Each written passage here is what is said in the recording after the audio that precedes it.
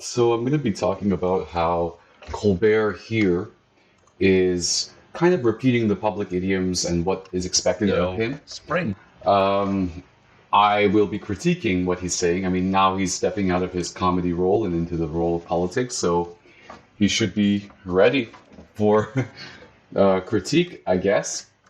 So let's go and go ahead and play what he has to say, and let's go ahead and watch. How often do you feel constrained in what you can joke about because you might get criticized for offending people or crossing a line? A lot of comedians. Well, one thing I want to read is this comment right here before we get started. It says that Colbert has a really. I'm impressed with how deeply his thought process was. When it's not really his own thought process. This is just the public idioms that academia has been telling us to say for a very long time. Comedians have been weighing in on this issue, especially in light of the controversy over Dave Chappelle's last special. You know, Chris Rock has said that the fear of getting canceled has made too many comedians unfunny and boring. What are your thoughts on that issue? Being unfunny and boring is a constant hazard. I would say so, yeah, especially in your line. And also, especially when you talk about things that are a current topic of controversy. Yeah, delicate, right? Yeah, it's delicate. I think, and I have lived my career with the idea that I can control my intention, but not your interpretation. That said, So you can see there's a real conflict between his comedic sense of self and his indoctrination, of his progressive indoctrination. I'm a big fan of Colbert, but here you can see the conflict really play out, and I want to show it to you guys.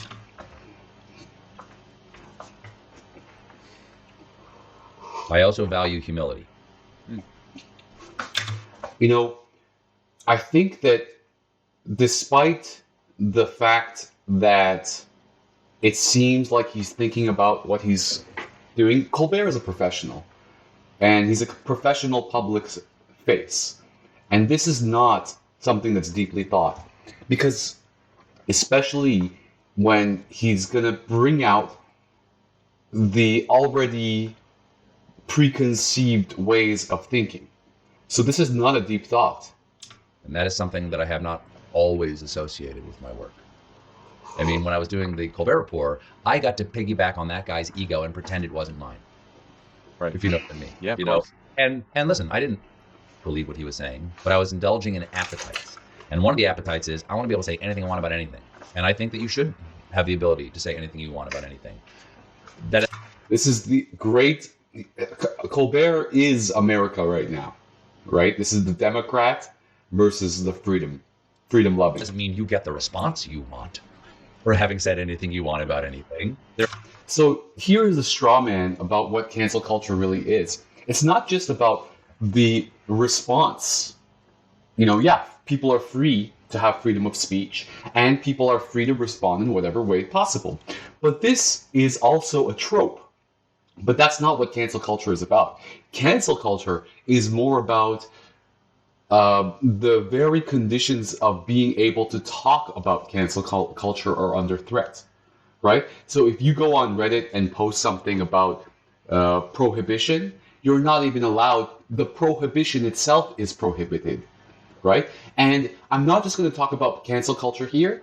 We're going to also talk about the other idioms at play, which is the cutoff culture, the I don't owe you anything culture that modern feminism has normalized. This kind of capitalism in our interpersonal relationships that intersectional psychology has normalized. And if you stick around, I'm going to start talking about psychiatry in my videos to come as well. There are consequences. You know, what does cancel culture mean? Somebody didn't like it. They got a lot of people to agree that they didn't like it. And now you have to deal with their feelings. This is not a deep thought. This is the normal Democrat response to what's happening right now. Right. Okay, so is that a good thing or a bad thing? It's a real thing.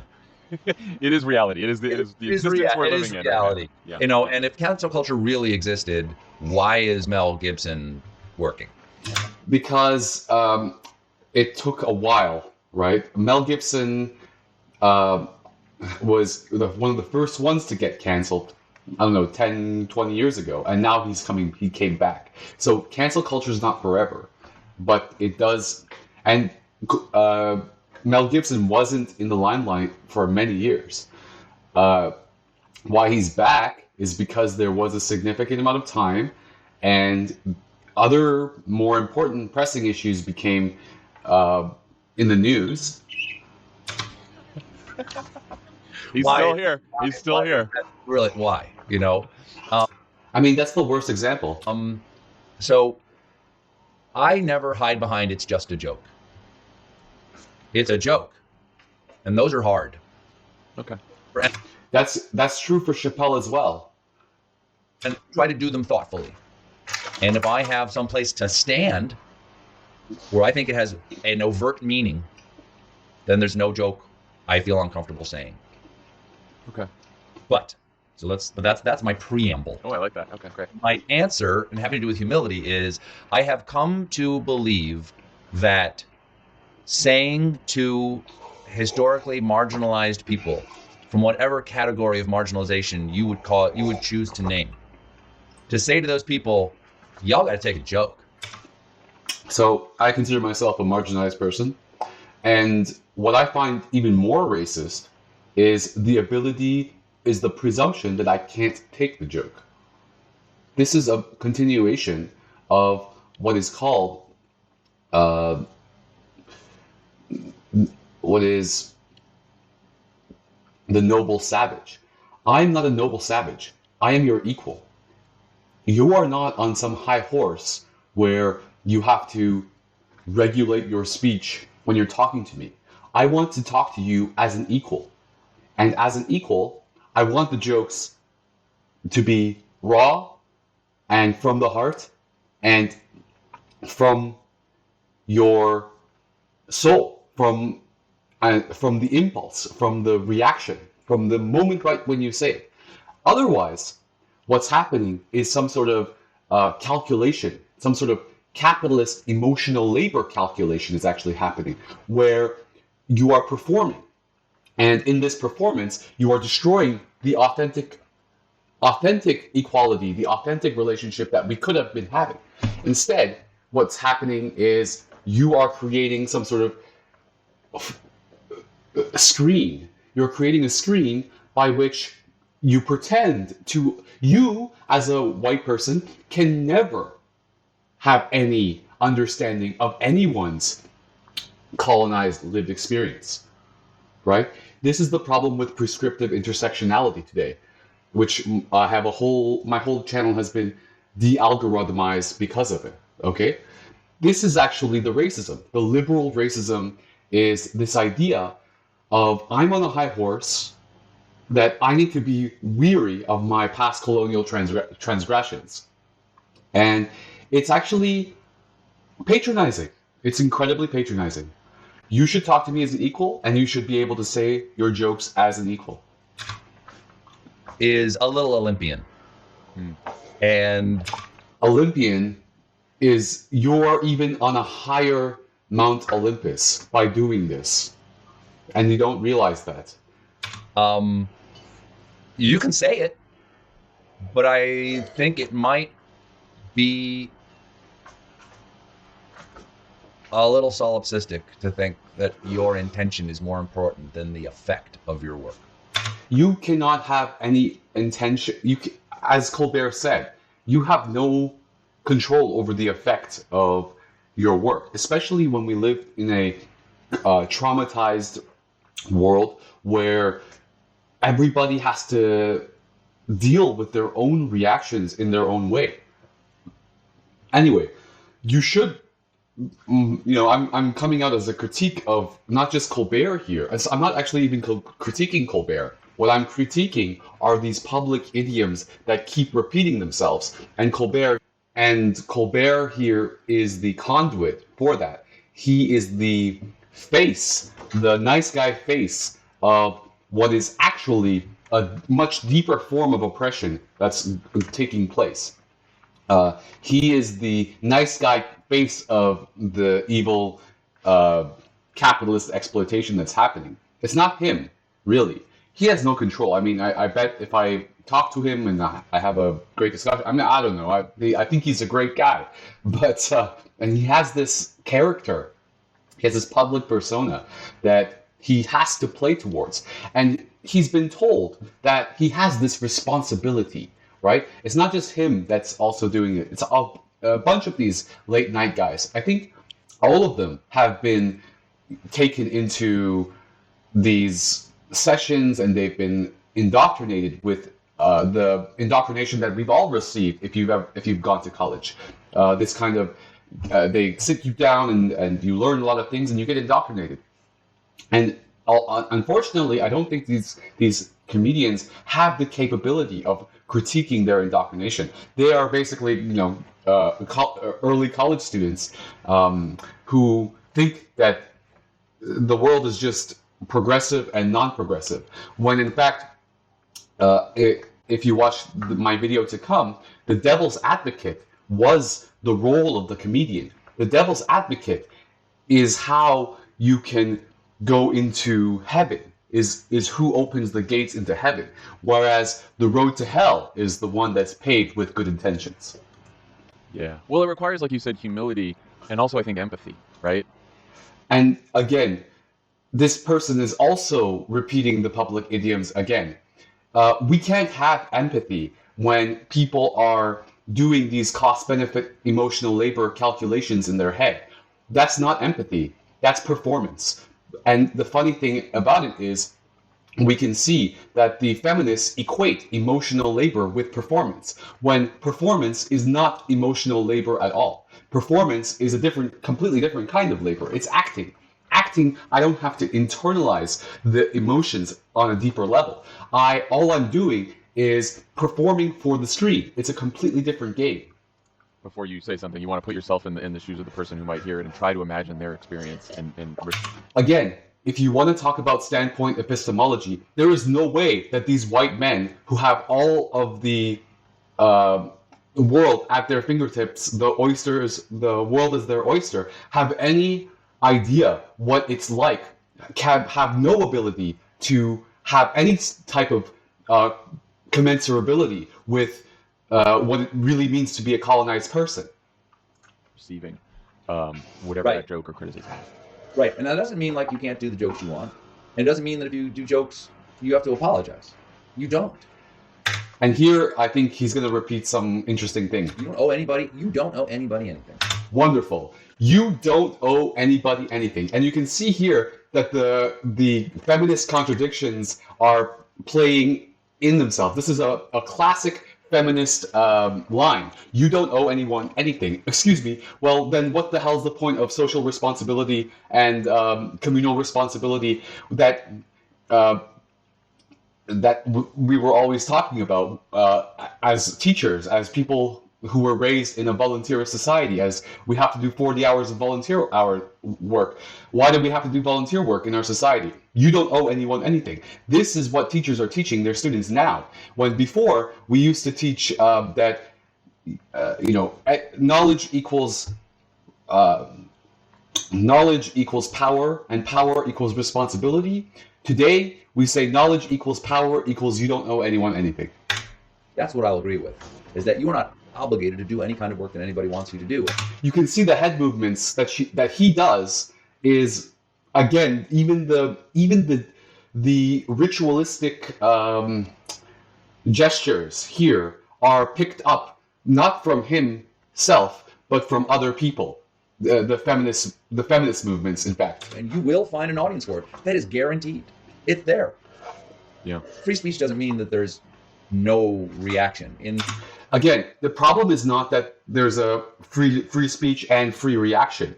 The problem is that the very basis upon which, so if you post something that's controversial on a website, it's not even going to be posted in the first place. If you post something about COVID-19, or if you post something about, well, that one's, and we can bracket that experience by itself. But if you post something that goes against the grain in any way, the algorithms will go against you. Google,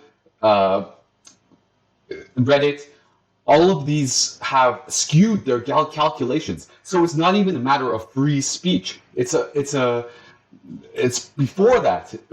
Before that, nobody is complaining that people are responding to their free speech. Nobody complains to that. So you can see that what's happening is this curator culture where Reddit is curating to us what is acceptable speech. Now, the problem with that is that not only is Reddit curating what it deems valid, it also strawmans platforms strawman. And this conversation is the ultimate example of a platforming of strawman, right? So they give the other side of the argument a weak understanding.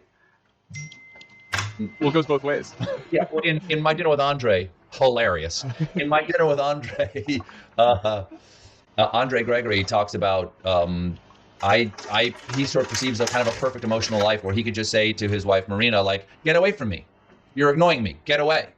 But of course, if I do that, she has her right to her own emotional reaction, and when I'm ready to talk to her again, she may not want to talk to me because of the way I've behaved. I mean, if you felt like walking out on the person you live with, you'd walk out. Then if you felt like it, you'd come back. But meanwhile, the other person would have reacted to your walking out. It would be a life of such feeling. And there's this perfect world where we're all willing to piss each other off, to say what we want to say, but then we have to live with those consequences. Yeah, that's a good way to think about it. And a hilarious way to think about it. It gives me a little existential. See, this is the difference between psychologists and philosophers, as I was saying before. Psychologists have normalized this idea where if something is not serving you, if an idea or a person doesn't serve you, then you have the capability, and you should, in fact, cut this person off from your life, because they are ultimately, this is what I'm talking about with regards to the cultivation of neoliberal subjectivity with regards to both the American Psychological Association and the discipline of psychiatry, and how these disciplines try to normalize neoliberal subjectivity and cost-benefit emotional labor calculations in our relationships, so that we don't see the other person as an end in themselves anymore. Everyone becomes a matter of utility. Whereas the philosopher is able to take on the devil's advocate position. In fact, you should search how the devil's advocate position is now a form of toxic masculinity. There's plenty of articles about that. When in fact, the devil's advocate position is the only way by which you can get into heaven. Because what the difference, and I explained this in another video, is that when there's a disagreement about, okay, I'm just going to cut this out and.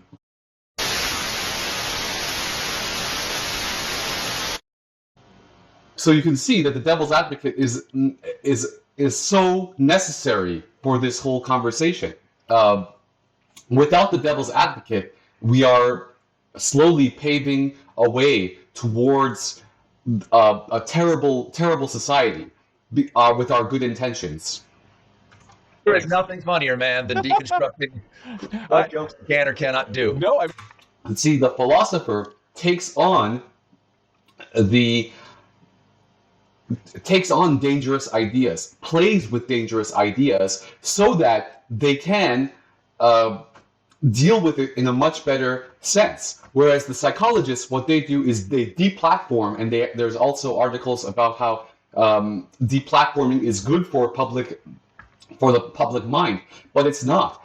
What happens instead is that people become, they think of the internet as some sort of matrix, and they need to find the truth. And especially men who are disagreeable by nature, that men won't just agree with whatever is given to them. Whereas, see, there's a whole psychology video. I don't like much of the prescriptive psychology that's happening today, but there's a lot of good studies. For example, the difference between men and women is that men, when they talk to each other, boys, when they talk to each other, they say, "Oh, well, I can shoot the basketball this high." And the other one says, "Well, I can shoot the ball up to the roof." And the other one says, "Well, I can shoot the ball up to heaven," or up to the sky. And the other one says, "I can shoot the ball up to heaven." And the other one, so they're always trying to one up each other. It's always a dick comparison conversation.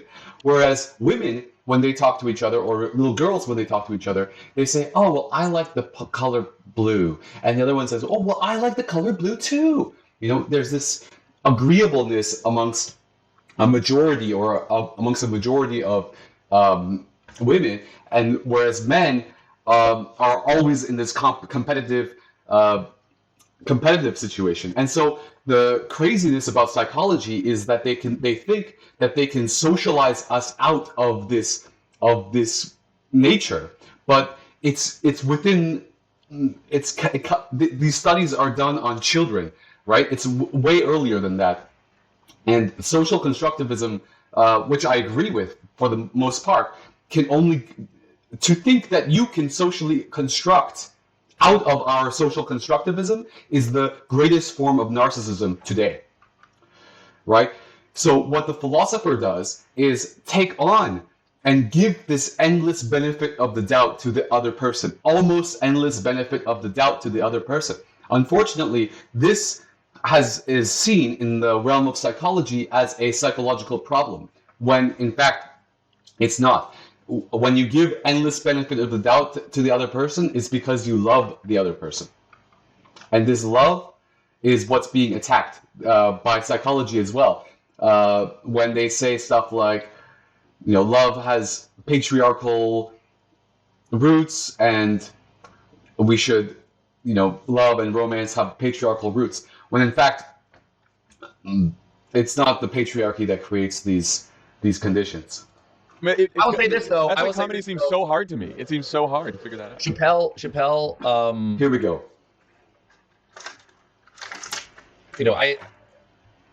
I respect him enormously. There is no way you cannot respect Chappelle. Did something on Michael Richards, dropping N-bombs at the Laugh Factory, at a set that he did at the Laugh Factory, saying like, every time I see that sign behind me, I think about Michael Richards being up here. And he goes, you know what? I think I might be only 20% human. And I'm 80% comedian. Because I watched that and I thought, boy's having a bad set.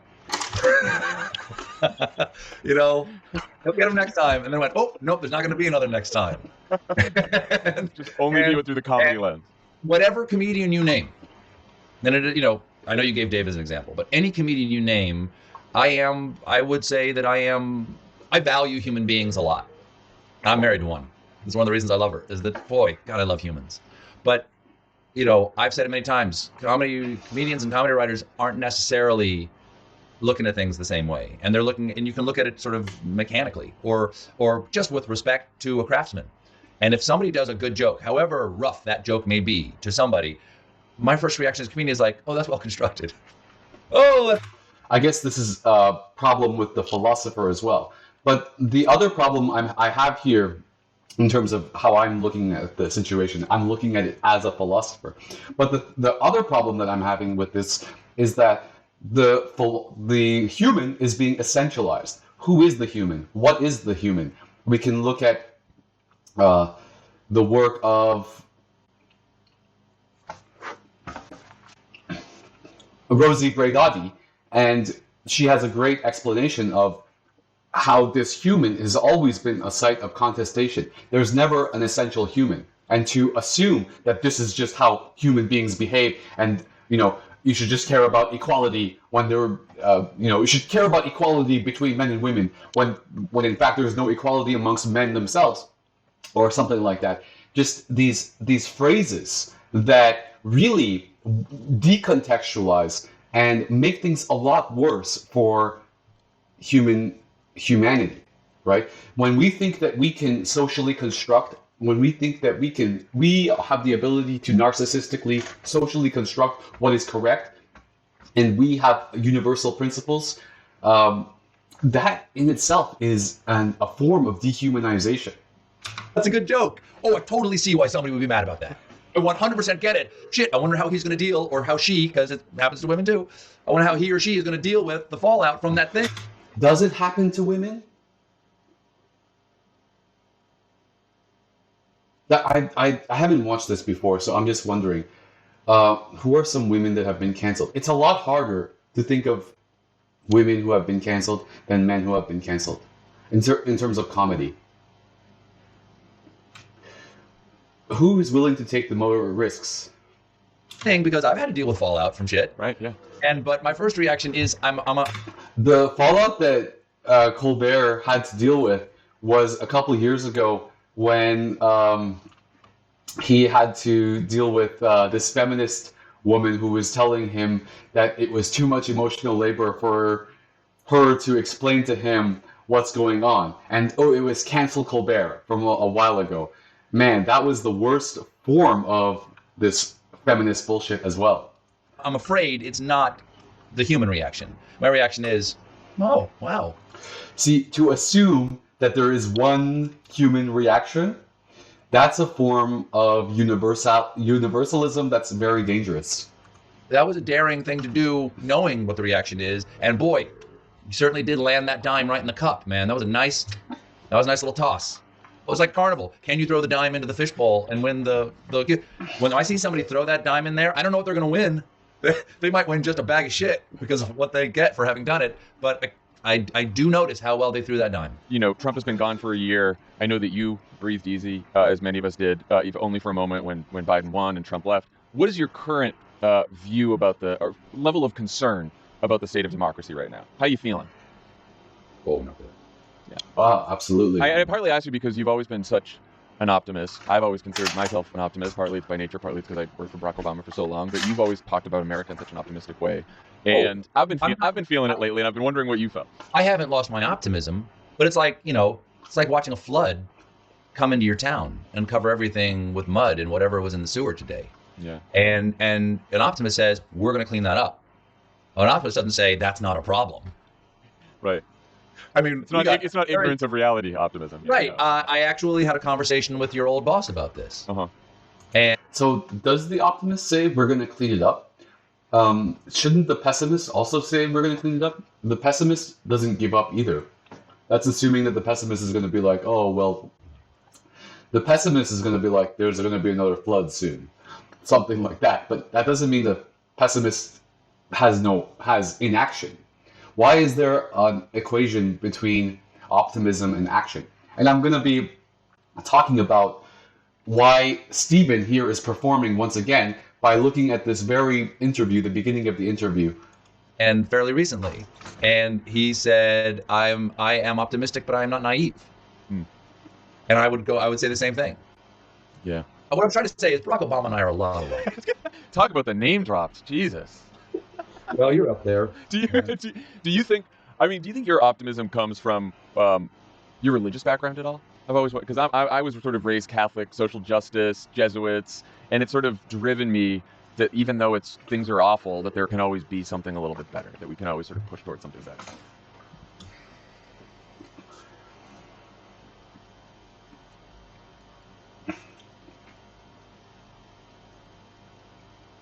I fundamentally like people, and for all the history of humanity and our ability to do terrible things to each other, that almost always arises from being led toward darkness, as opposed to you choosing darkness as your default setting as a person. And we were led toward darkness for these past 4 or 5 years, and then that was like commodified. Sorry, but we weren't led towards darkness. We just realized that we were already there. Darkness, and that was seen as a darkness as your default. He said something about commodified, so. And we were led toward darkness for these past 4 or 5 years, and then that was like commodified, that darkness, and that was seen as a successful gambit. And politicians, or certainly political strategists, I believe, are not particularly imaginative, much like television programmers. If it worked for that person, it'll work for me. And so right now So you can see that it wasn't that the darkness was commodified. It was that the commodification was the darkness. Right? We only have one religion, and that one religion is commodification. we're feeling the backsplash. So you saw that we only had one religion, and that was commodification, when Colbert himself says, you don't owe anyone anything. This is the commodification of the moralization of the commodification of emotional labor. When Colbert said that I don't owe you anything, that is the darkness speaking. That is the voice of the devil. And as long as we can't point, and the worst part is, if you point out that that's the devil, that is the devil. That's why Jesus kicks out the money changers in the marketplace. As long as we live in a society where that in itself is prohibited. Flash. Pointing out that is prohibited. It's not an echo because it's got force behind it. Yeah. You know, like the wave that hits the seawall and comes back in with this double force and higher peaks. We're seeing a critical incursions of evil in our political marketplace. And I'm not sure how many of those words actually fit that sentence, but see, he doesn't realize he calling it a political marketplace rather than a public sphere. That's the darkness, my friend, Mr. Colbert. you get the vibe. I do. Say here. But I actually think that without the actual central leadership toward the darkness, this would not be happening. I think it is not. No, my friend. See, he points again. He thinks of Trump as the cause rather than the symptom. Entirely an American problem, because as my son pointed out to me, well, then why is there a rise of totalitarianism or fascistic tendencies in all around the world? Everywhere, yeah. Right now, and or at least in every time zone, in every hemisphere, if not in every country. And I think it is, again, not a new problem, or rather, the fascistic tendency is not a new problem. We have new crises that fascism is a lazy response to. It is the lazy man's political ideology, because it's only about appetites. I don't think so. I don't think that fascism is a lazy response. In fact, I think that the market is the lazy response. Fascism requires you to, put your life on the line to defend your, white supremacy. That's not lazy. Fascism is not lazy at all. You have to take on the marketplace. Fascism is anti-marketplace. And we know this because and I have a whole video about this, Ritual Traces about Nazis. When the Nazis had to make a decision over whether they should continue to kill the Jews or whether they should continue the war efforts, they chose the non-economic decision of killing the Jews. This itself is an insane decision to make, that they chose to not take away the effort of the concentration camps and continue to. So my point here is that fascism is absolutely not lazy. Fascism is not lazy at all. What's lazy is I don't owe you anything culture. What's lazy is cancel culture. What's lazy is not taking up the emotional labor required to participate in the public sphere with people that you disagree with. That's lazy. It is not about values. Yeah. And there are no values, Mr. Colbert. You said yourself. It's that the only value is I don't have to care about you. I don't owe you anything. That's the only value you need in a market liberal situation. so I think this too shall pass. Will it get terrible? Is it going to get worse? I don't know. It's not. As long as we are unable to talk, as long as we keep strawmanning the idea that cancel culture is some sort of people not being able to take people's response properly, rather than seeing that people not even being able to speak, or even being able to speak about the prohibition, or when you speak about the prohibition, all you do is perform this kind of straw man version of what the prohibition actually is, and then we cannot bring our society together. In order for us to heal, and this, I'm making this argument over and over again, in order for us to heal, we have to stop commodifying our emotional life within our interpersonal relationships. And, if you're on the street and you're talking to a homeless person, and you're spending, I've done this many times. I'm a philosopher. I value the opinions of the homeless. Uh, I don't stand there and say, oh well, my time is money and I have to get to work. And so when you do that, I've talked to many homeless people, and the homeless people just, especially when I was living in Vancouver, which is a very capitalist culture, neoliberal subjectivity culture, where everybody is free to create their own individual subjectivity as long as they participate within the class's structures. This is the limited intersectionality that we've created. So when I talk to a homeless guy, I'm like, I spend 15 minutes talking to this guy, and at the end of the talk, he's like, oh, thanks for listening to me. That 15 minutes clears up his head. Whereas now we live in the culture where we say it's too much emotional labor to give a shit. I don't owe you anything, Mr. Homeless Man. Get the fuck out of my way. I don't have to give him anything. My attention is worth more than the 50 cents that I give him. In fact, that's what's valuable about emotional labor. Emotional labor is valuable because it cannot be subsumed to the marketplace. This is why emotional labor is endlessly valuable. So when Colbert 5 minutes ago was talking about how, if he says something to his wife and he has to be ready to take her response, right?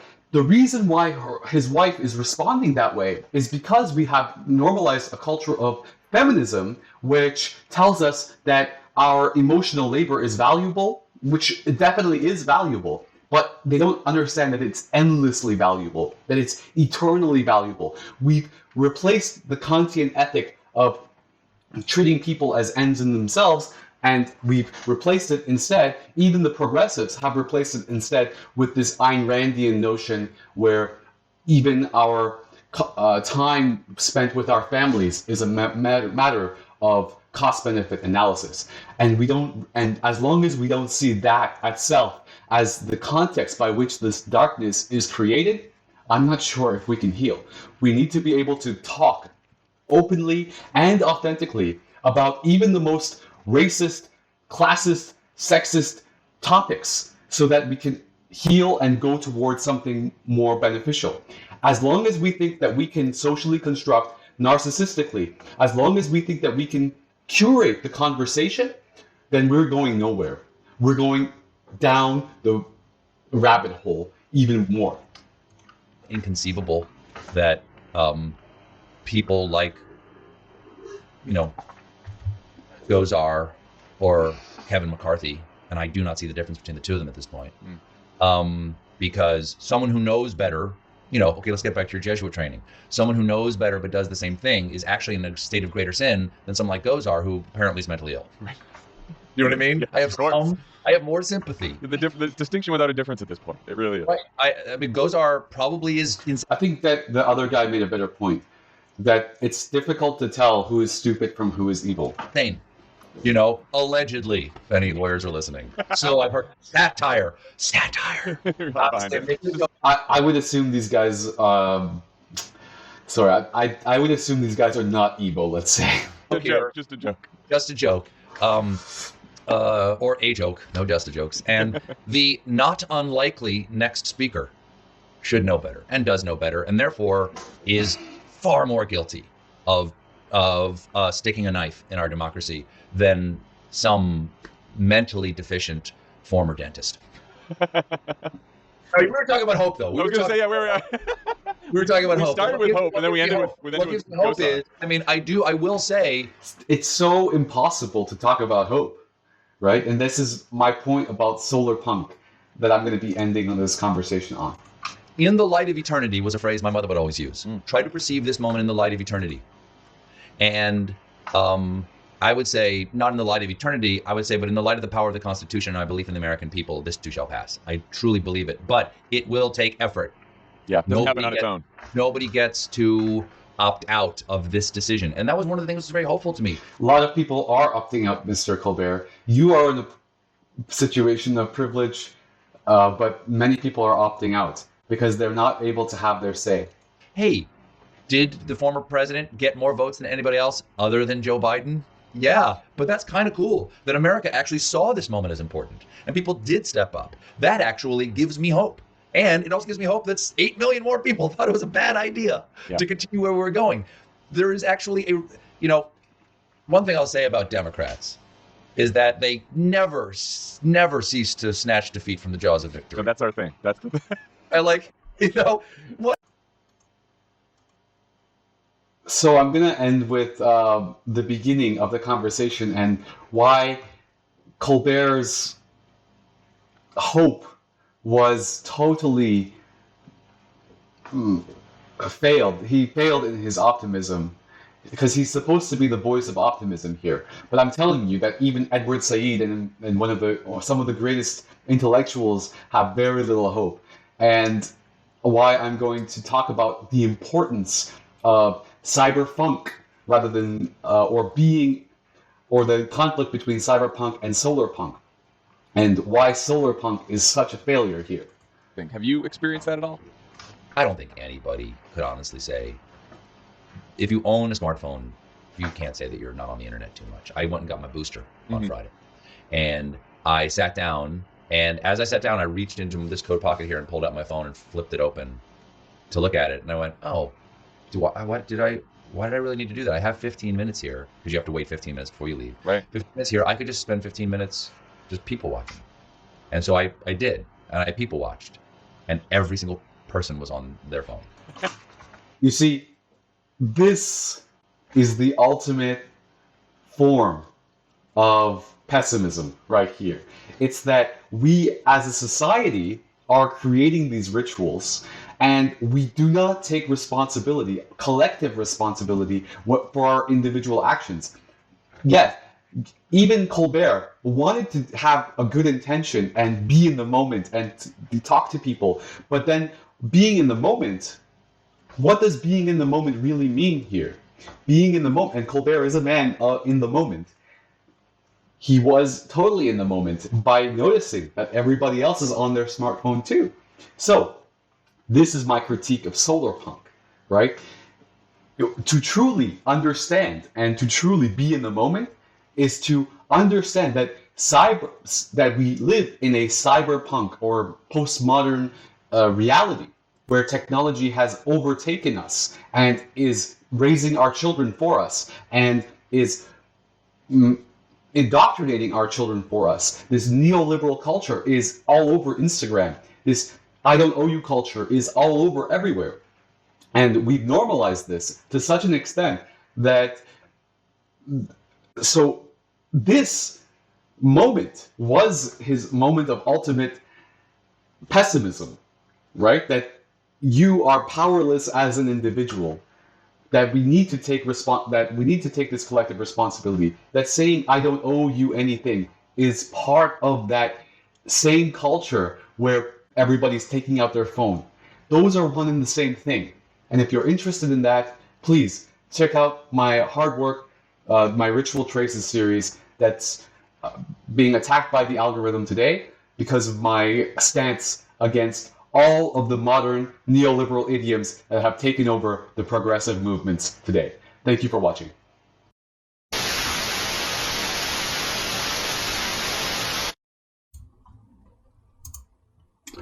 Hello, and thank you for joining me.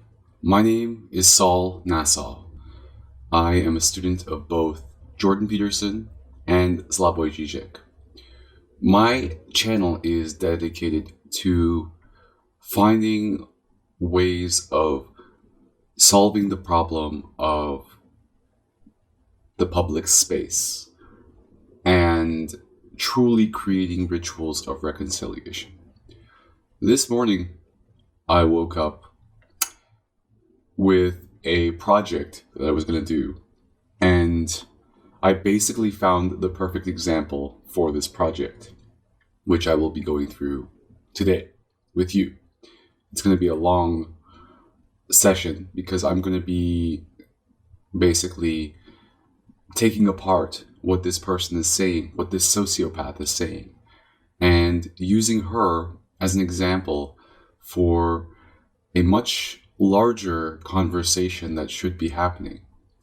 I'm the guy who explains that intersectionality is integral to the logic of neoliberal colonialism. And this is a perfect example of what I've been arguing for a very long time. And what I get canceled for. So I'm going to be first reading off of this book, Peter Sloterdike, Not Saved, Essays After Heidegger. Now, if you don't know, there are many people who say that we shouldn't be reading Heidegger because he's a Nazi. And it's been proven that he's a Nazi because of these recent black books. It's always been a question. It's always been a question for people who were not on the inside. But people on the inside, I guess, knew. But the problem was Hannah Arendt, who was one of her lovers, like one of his closest people, would always defend him as not being a Nazi. Well, she was wrong. And it's a whole interesting conversation. And we're dealing with something called cancel culture. Now, cancel culture is much bigger than what the conservatives are explaining. Cancel culture has been going into our interpersonal relationships through the discipline of neoliberal-psychology, which I talk about in my series Critiquing Intersectional Colonialism. This is what I call that intersectionality is integral to the logic of neoliberal colonialism, and I think that we need to have discussions regarding complicity. I think complicity is a much more important issue than intersectionality, and I think that incommensurability is an even bigger issue as well. The problem is that we can't have these conversations, we can't heal. And this is the utmost example of this, Dr. Carrie Bourassa. And before I get into that, I'm going to be reading something by Peter Sloterdike, who is a kind of a conservative. And this is going to be a moment. I'm going to be talking about the Luhmann-Habermas debate regarding the public sphere. And this is some really interesting stuff is happening in philosophy.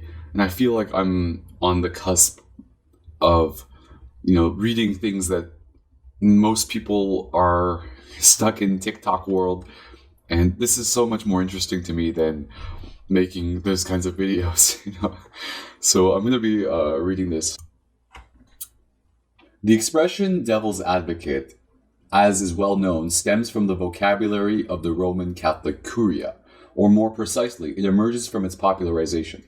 The advocatus diaboli is a figure that has been translated into popular language that derives from the Vatican process of canonization or beatification before the Congregation of Rites. Its model is the so-called promoter fidei, whose task it was to put a stern test the arguments of parties who pleaded for the canonization of someone who had passed away, a function whose ironic aspect was perceived more keenly by those in the streets and plazas of Rome, who were not theologically educated, than by the parties to the process, who remained caught up in the seriousness of the procedure. So, in the same respect, I see some posts on our philosophy or, in these philosophy forums where people don't deal with dangerous ideas anymore. They don't play with ideas anymore. Instead, they make claims, they make ironic statements like idioms, like, sir, this is not a Wendy's.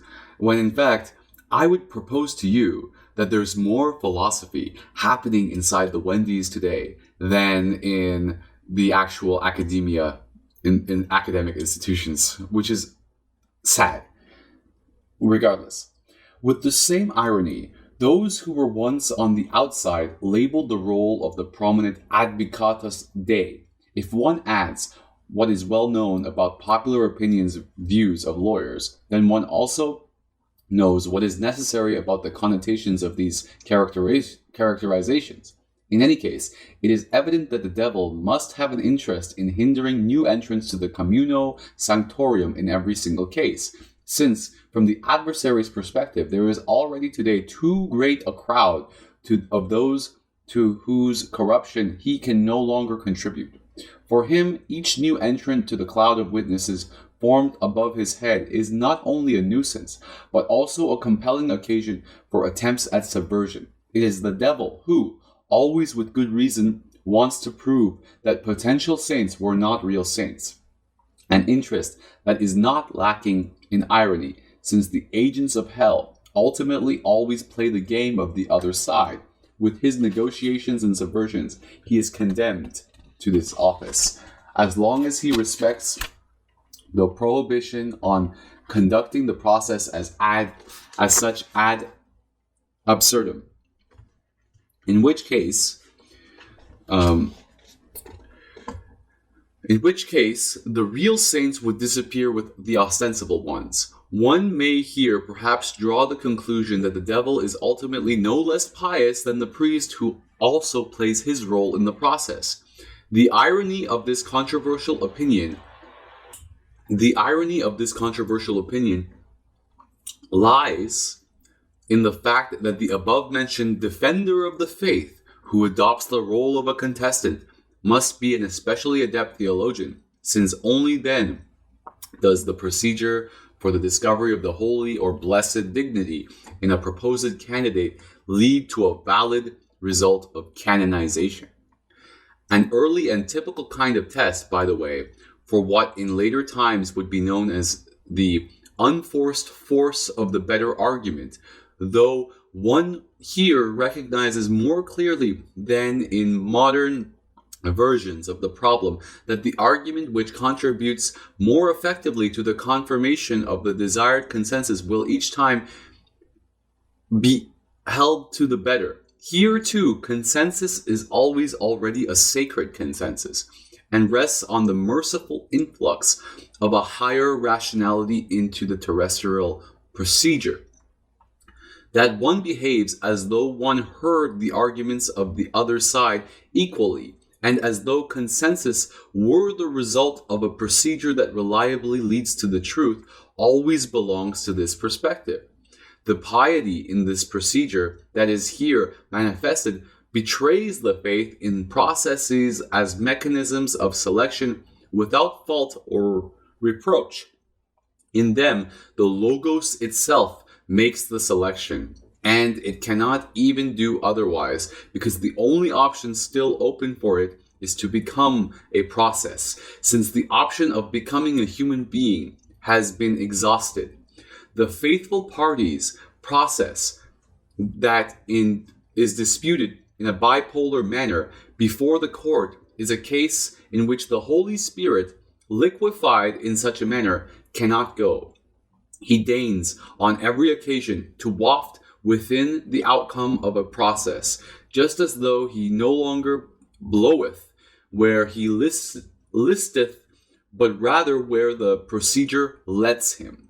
For that reason, where we Catholic faithful, we might take delight in the certainty of never getting involved with the unworthy when we drew on the intercession in our favor of a canonized saint near to God.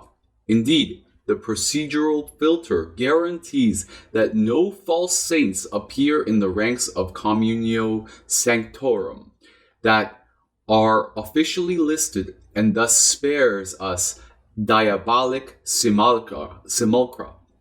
In the same way that in the communications according to the Habermasian rules, one may take delight in the certainty that after the final cut, there can be no longer any dissenting theoretization, any pluralist, any constructivist, and above all, any artist present in the circle of those communicating in a truly rational manner.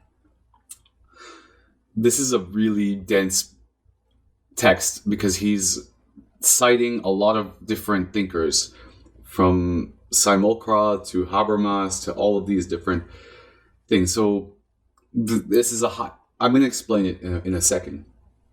Apart from that, there can be no doubt that the figure of the devil's advocate at the beginning of modernity was freed from Roman formalities and quite simply transformed into an emblem of useful negativity.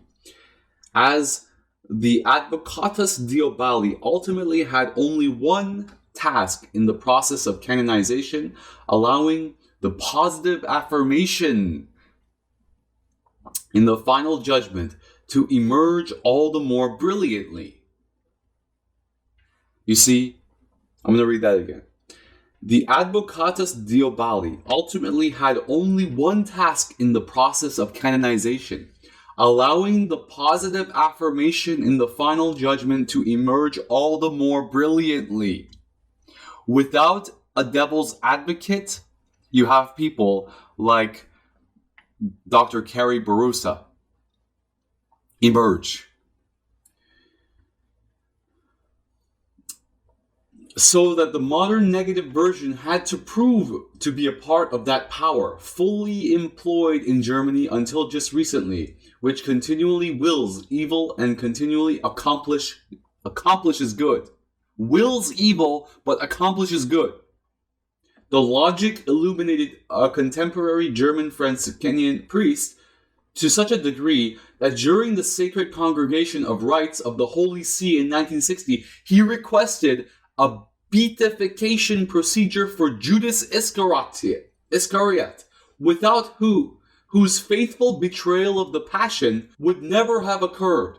Judas was needed for Jesus. Judas is just as important as the whole story for Jesus. Okay, Judas is the ultimate devil's advocate here. That's why Jesus loves Judas so much. We do not know how this request turned out. This proposal could have succeeded in Rome only if Hegel, Schelling, or Solovyov had been chosen to the official philosophers of the Vatican and thereby become the modern seconds of Aquinas. Yet, as we know, the Holy See opted in favor of Husserl. And I'm going to be going back to this text if you're going to follow along. But here's the case. And if you're my student from one of my classes, you know what I'm talking about here. If I want to argue that dogs are better than cats or cats are better than dogs, if I'm making a thesis that, let's say, I think dogs are better than cats. I do think dogs. Anyway, if I think dogs are better than cats, do I make the other side of my argument, cats are better than dogs, do I make that as strong as possible or do I make that as weak as possible? So many people get this wrong. It's insane how many people get this wrong. I'm going to give you another example. If I want to show that I'm a strong guy, do I go and beat up a little kid? Or do I go and beat up, if I could, Mike Tyson? If I show that I can beat up Mike Tyson, do I show that I'm strong? Or if I go and beat up the little kid, do I show that I'm strong? You see, the reason why you need Judas to make Jesus' position all the more holy is that you want to have the two best arguments. You want to have, if you want to show that Goku is the most powerful Saiyan in the universe, you need to have him fight Vegeta, who's the king of the Saiyans. I don't know if you know what I'm talking about there. If I want to show that I'm a strong person, if I go beat up a little kid, if I make the other side of my argument as weak as possible, if I continually do what Reddit and Google and all of these socially aware corporations are doing, which is making the other side of the argument as weak as possible, platforming strawmen, okay? Because psychologists say that we can't handle, as a society, we need to deplatform people who have alternative perspectives. We need to burn comedians. We need to have witch-burning sessions for comedians. There was a comedian recently that was cancelled in one of Toronto's Massey halls. And basically what happened was he sold out. So everybody heard about it. He sold out at an even bigger venue. Massey Hall is a popular venue. He sold out at an even bigger venue. I, who didn't know who this guy was, I'm a big critic of comedians, and I love comedians. So I looked about who this guy is. I tried to like search who this guy is and see if he's funny. I was even going to buy a ticket. I looked at his work. It's not even that funny. It's actually terrible. He's a terrible comedian. He's not great. He's like Russell Peters or something. Sorry, Russell. He's very simple. And the guy sells out at an even bigger venue because he almost got canceled. See, you need a devil's advocate to participate in what you're doing, or else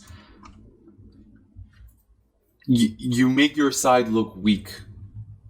And that's basically what the intersectional psychologists of the left have been doing by cutting people out. This cancel culture, this cutoff culture, this straw man platforming culture is absolutely evil. It is why Nazism is growing. That's the reason. Nazism wouldn't care. Identity politics was going to be dying anyway. The thing that reemerged, white identity politics, was, look at what Morgan Freeman says. Compare it to look at what Bell Hooks says. Compare Morgan Freeman's and Dave Chappelle, their strategy on racism versus Roxane Gay and Bell Hooks. Now, I'm starting a hashtag called decolonizing decolonization. Decolonizing decolonization. And one of the biggest examples I have of that is this fat phobia critique, as if fatness is, or thinking about fatness as something unhealthy, as is a form of colonization, when in fact the real colonization is sugar. Sugar is the opium of the masses that's been making our bodies unhealthy and fat. Instead, what these Roxane Gay feminists, the ones who say it's too much, the ones who have principles, but simultaneously say that it's too much emotional labor for me to follow these principles. You, as a man, have to take up the responsibility of your privileges, whereas I can do whatever I want. This Roxane Gay promotion of fat culture as a form of decolonization, when in fact the real colonization here, if you look at my Ritual Traces series, is the power of sugar and how sugar has destroyed cultures and has destroyed our bodies and has destroyed our minds. That's the real colonization. So they take the real colonization and they skew it in such a disgusting way. And that's why I'm so adamant about my positioning here. So let's take a look at Madame Carrie Bourassa and how they do land acknowledgements and how they repeat the same idiomatic verbs, and they just keep repeating these idioms as if it's something revolutionary, when in fact intersectionality is integral to the logic of colonialism. And I just want to, before I begin, I just want to talk about this guy right here. Okay, this dude right here, Professor Patanjali I can't even say his name, Kambhampati. When a genuine dude like this guy is talking about how we need to hire people on merit, he gets fired. This guy who actually cares about his work, right? I don't care about the color of your skin. I'm interested in hiring someone who wants to work on the project and is good at it. Versus this woman who has been getting grants for 20 years by the Canadian government. This guy gets fired for being a genuine dude. She is a sociopath that continually gets grants. You know, our prisons are filled with people who say that they're guilty. The people who go on trial. There's so many innocent people in our prisons, in our prison systems. And the people who are policing them, the police and the lawyers, there's a lot of sociopaths that are running the judicial system. It's insane how this topsy-turvy system rewards the sociopaths. I'm not even talking about capitalism. I'm talking about just our relationships with one another. And this is why I keep talking about the subject of complicity being way more important than all of these repeating idioms that we keep doing in public space. People that repeat idioms over and over again as if it's some sort of progress, when really those idioms are keeping us encaged. People should do land acknowledgements, right? So I'm here. The reason why I started off with the devil's advocate, and I'm going to be putting this as the introduction to my channel, because my channel has already been attacked by people who just click report, and the algorithm affects my channel and I can't grow because of it. But I'm hoping that this genuine critique, will grow the channel organically. Regardless, I've been saying this argument in another sense as well.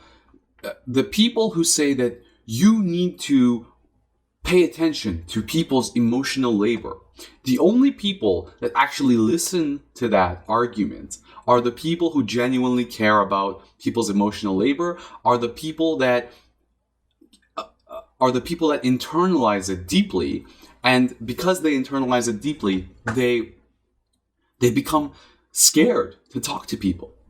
We alienate the people who become scared. We alienate people who are genuine because we say, so the only people that actually care about other people's emotional labor are the people who genuinely care about other people's emotional labor. But then they're the ones who become extremely hesitant to participate in public society. Whereas the sociopaths continually, they get laid. The sociopaths get laid. Whereas the only people, and the interesting part is that I have a very good social mind, so I can navigate around this. But I feel that I need to speak for the people who have no say about this, and the people who are cut off from society completely because of this feminist emotional labor, the moralization of emotional labor argument that's destroyed society. Ultimately, it's destroyed society. And the worst part is that they are unable to take on the complicity to say that we need to shut the fuck up. That we need to shut the fuck up, and we need to, because look what happens when we continually keep alienating genuine people. When we fire people like this minority professor who believes in hiring people for because of merit rather than participating in the party line, rather than repeating the party line, right? In another video, I talk about how talking about the prohibition has been prohibited. Slavoj Žižek, my professor, talks about it. Anyway, let's take a look at this sociopath and see the craziness of her arguments and just revel in the society that we, as the left, have created with our witch-burning culture. And, every time I think that, okay, well, Dave Chappelle's speech, latest Closer special, might have, woken some woke people up. No, it doesn't. It makes people double down. And if this person, Dr. Carrie Bourassa, if her case in my videos that I'm going to be taking on a bunch of her lectures in this series. I'm going to be taking on just the topic of Dr. Carrie Bourassa and how she was repeating these idioms. I talk about how Foucault says that these idioms are the way in which neoliberal colonialism expresses itself by this really sophisticated form of co-option, reification. And if we don't recognize how we are being played, and if this Dr. Carrie Bourassa doesn't wake up the woke people, I really don't know what will. This is the ultimate example here. And it's not, I'm just singling out this person. Right? This person, look at her dressed up in what she says is indigenous whatever, when she's from Russia. How can we allow these sociopaths to become in leadership positions when people who are trying for genuine research, and it's not just, and the crazy part is here, she is a research position for safety, cultural safety. Okay? She's talking about decolonization. It's not just her. It's all over Instagram, right? I started this hashtag decolonization because of all of these witches on Instagram who are normalizing this neoliberal psychology, this Jungian neoliberal psychology, that you think that, Zizek's destruction of Jordan Peterson would have ended that, but no, it makes things work. It doesn't stop. This, and they're the ones who have access to grants, and they're the ones who have affirmative action committees, and they're the racists, they're the colonizers, and they don't realize that they are the colonizers. It's so scary, right? Okay, let's take a look. I'm going to stop this video, and actually, you can, if you're interested in going through and picking apart this, please join me on the next session.